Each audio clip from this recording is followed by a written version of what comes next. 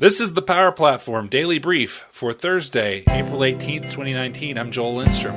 This is what you need to know about the Power Platform in 10 minutes or less. Taking a look at a few things from around the web. From the Power Apps blog, John Ellsbury says that there are new screen properties for responsive Canvas apps. So if you've built Canvas apps that are responsive, that shift the position of controls based on the size, they've added some new properties that will help simplify the responsive formulas for common situations. There's 3 of them that are mentioned in the post: screen orientation, screen size, and custom breakpoints. So with screen orientation property, you can tell whether it's in layout or vertical or layout horizontal mode. So if you want it to function and look differently based on if it's vertical or horizontal. Screen size property tells you approximate size of the device window. So you may have some things when it's on a smaller device like a phone, you want it to be more simple, but maybe show more when you're on a larger screen. And then custom breakpoints compare the screen's width property and the size breakpoints property. And what this does is this creates breakpoints so you can have predefined like small, medium, and large, extra large kind of layouts. And so if needed, you can customize the breakpoints for your app by changing the value in its size breakpoints property. So there's a few standard ones that are offered, but this lets you customize that to really any size you want. And that's really helpful, especially as you have apps and you want to access on a phone or on a tablet or a full screen.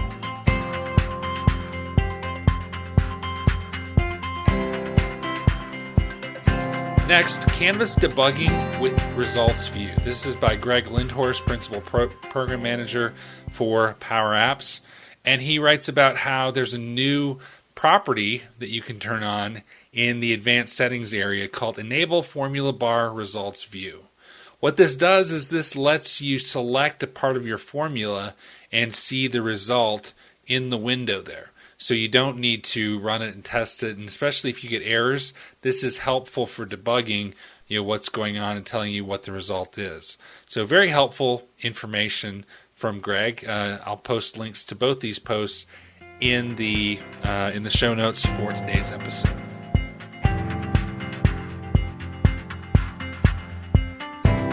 And did you forget to submit your sessions for D365 EG Summit, and now you're kicking yourself and saying, I wish I had submitted something? Well, good news, you still can. They've extended the deadline. So I put a link in the show notes, and the proverb said that fortune smiles on the prepared.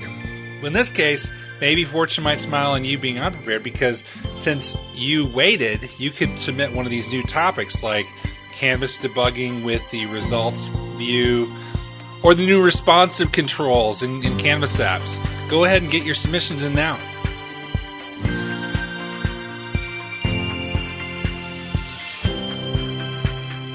The next story is coming up on May 1st, we're going to have a very special guest on CRM Audio.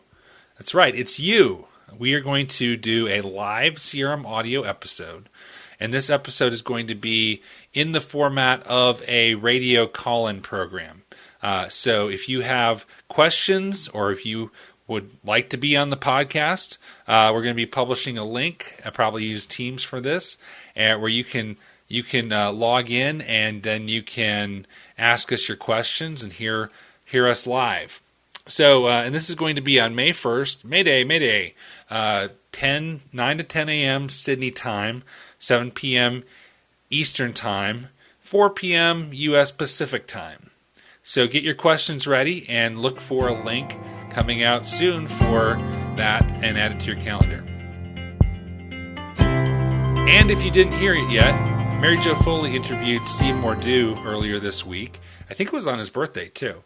But anyway, Steve did a really good job of giving an explanation what Common Data Service was and what the Power Platform is, especially talking to Mary Jo Foley and for an audience that isn't necessarily a Dynamics audience.